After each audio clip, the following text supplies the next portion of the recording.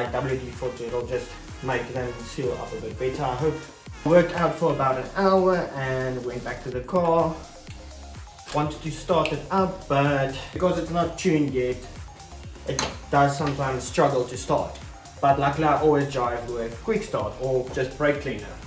So I got out the car and gave it a squirt of brake clean. Went back into the car, went to start it again, turned the engine about 3 times and I heard a loud bang. Still just swinging and swinging, doesn't want to start.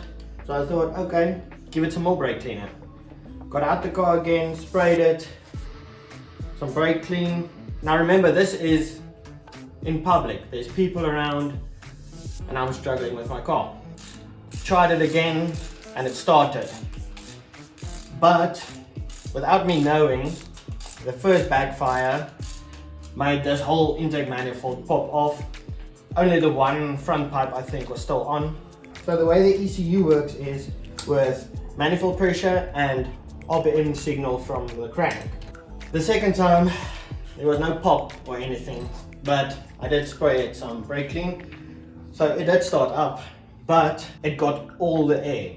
So the revs just kept on climbing and climbing and I couldn't do anything about it.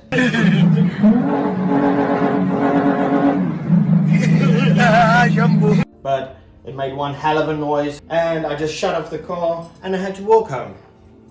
So it's just been sitting in front of the garage for about 3 weeks.